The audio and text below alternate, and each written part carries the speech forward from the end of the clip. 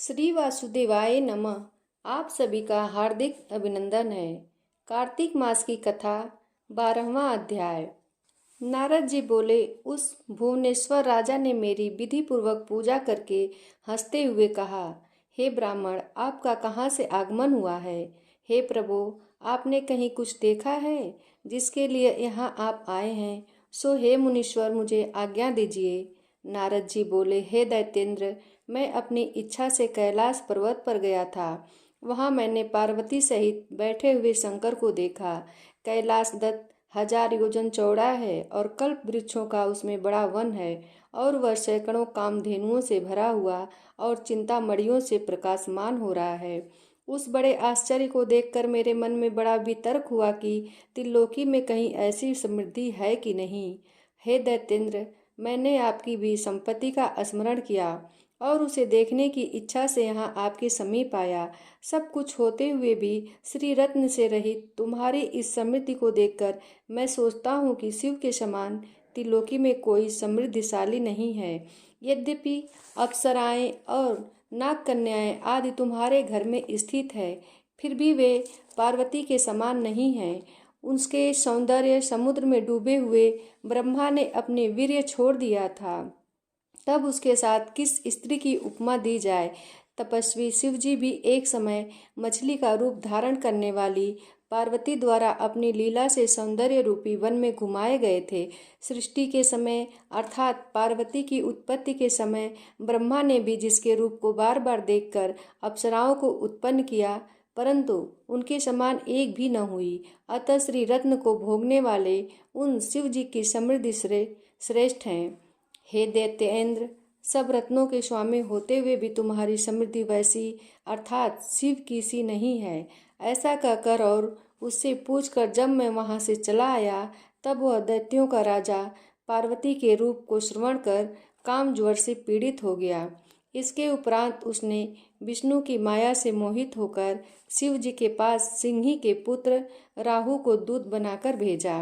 राहु श्वेत वर्ण चंद्रमा के तेज को अपने शरीर की कलिमा से कृष्ण पक्ष के चंद्रमा के समान करता हुआ कैलाश को गया।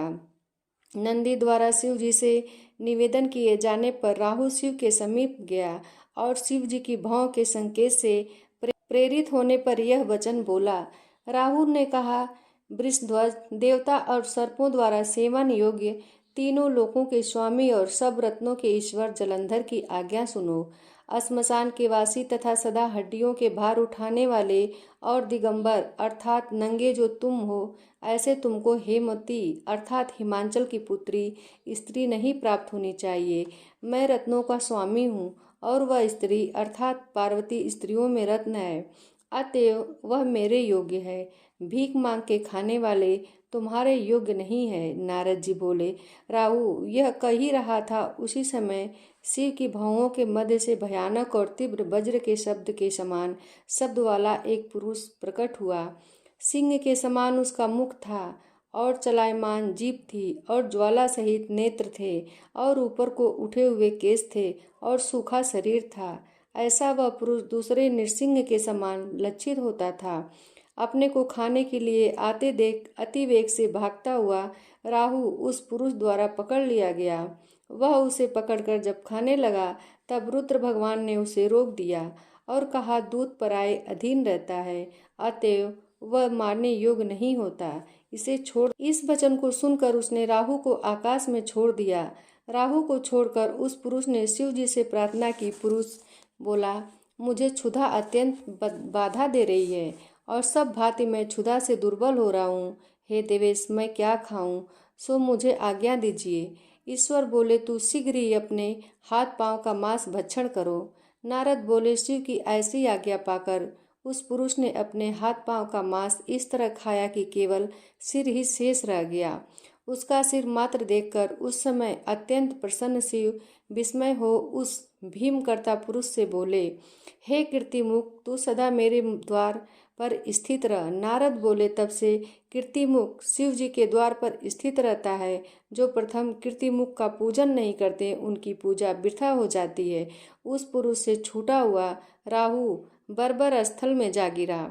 इस कारण वह बर्बर नाम से पृथ्वी में प्रसिद्ध हुआ तदंतर लोक में अपने को फिर उत्पन्न मानता हुआ राहु जलंधर के पास गया और वृत्तांत कहा। आगे की कथा अगली वीडियो में। तब तक के लिए नमस्कार।